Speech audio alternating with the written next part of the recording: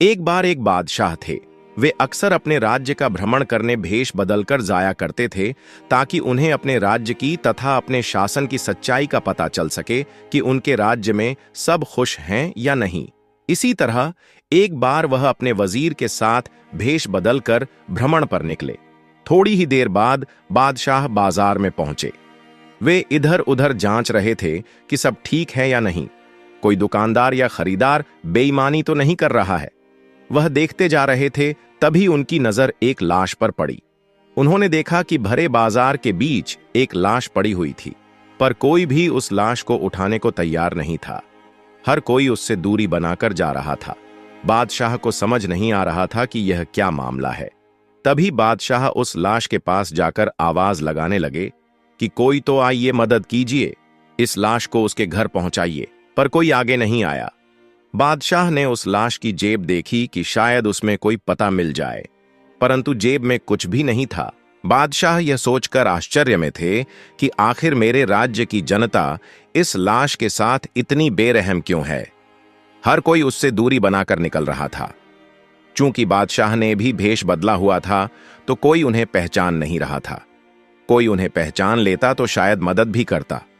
बहुत सोच समझकर और सोचने के बाद बादशाह ने अपने वजीर से कहा कि तुम यहीं रुको, मैं कुछ दुकानदारों से पता करके आता हूं कि आखिर यह कौन है और कोई इसकी मदद क्यों नहीं कर रहा है। बादशाह कई दुकानदारों के पास गए, लेकिन कोई जवाब नहीं मिला। कुछ ने कहा कि बेकार आदमी था, आप भी दूर रहिए। कुछ ने कोई जवाब नहीं दिया। अंत में एक दुकानदार ने बादशाह को उसका पता बता दिया। बादशाह और वजीर उस लाश को लेकर उसके घर गए। उन्होंने दरवाजा खटखटाया। अंदर से उस व्यक्ति की पत्नी निकली जिसकी मृत्यु हो चुकी थी। वह अपने पति की लाश को देखकर रोने लगी। बादशाह के मन में ढेर सारे सवाल थे। वे जानना चाहते थे कि आखिर यह व्यक्ति कौन था और बाजार में इसके साथ ऐसा बुरा व्यवहार क्यों हो रहा था। उन्होंने उसकी पत्नी से पूछा कि क्या यह इतने बेकार व्यक्ति थे कि कोई भी इनकी लाश को हाथ लगाने के लिए तैयार नहीं था। पत्नी जोर जोर से रो रही थी। वह रोते हुए बोली कि नहीं, मेरे पति बहुत अच्छे और भले व्यक्ति थे। बादशाह आश्चर्य में पड़ गए। यह सोचने लगे कि बाजार में कुछ और दृश्य था और घर में कुछ और।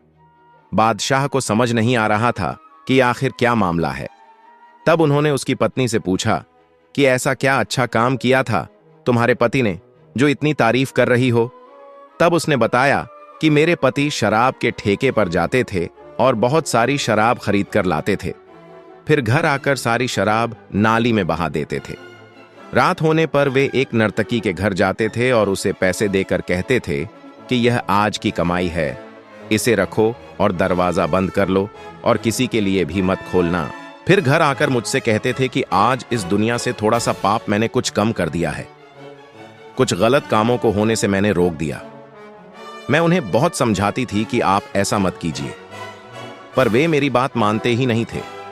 तो मैं उन्हें कहती थी कि आपके इन कामों को देखकर कोई आपकी अर्थी को कंधा देने भी नहीं आएगा। कोई और आपके अच्छे कामों को नहीं देखता, सब तो आपको बुरा ही समझते हैं।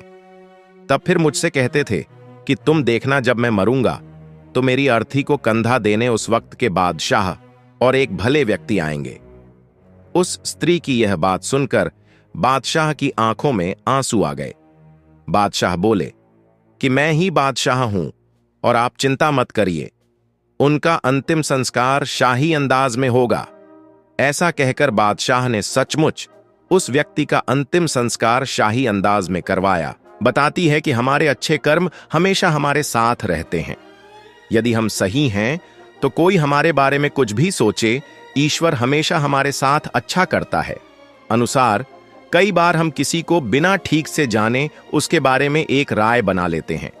यह निर्णय कर लेते हैं कि सामने वाला गलत है। हमें ऐसी कोई भी राय बनाने से पहले उसके पक्ष और विपक्ष दोनों को समझ लेना चाहिए। याद रखिए कि हमारी एक छोटी सी नकारात्मक सोच भी रिश्तों में दूरियां पैदा कर सकती है। जरूरी नहीं कि हम अगर किसी को गलत समझते हैं तो वह गलत ही हो सकता है कि वह सही हो, पर हम उसके दूसरे पहलू को समझ नहीं पा रहे हों। इसलिए अपने रिश्तों में सकारात्मकता भरिए। एक जरूरी बात कि दूसरों पर ध्यान देने से बेहतर है आप अपने आप पर और अपने कर्मों पर ध्यान दीजिए। आप खुद को एक बेहतर इंसान बनाइए ताकि आपका जीवन खुशियों और सुकून से भरा रहे। वीडियो देखने के लिए धन्यवाद। बुद्ध के अधिक प्रेरक उद्धरणों और जीवन बदलने वाले ज्ञान के लिए हमारे चैनल को सब्सक्राइब करना ना भूले। नमो बुद्धाई।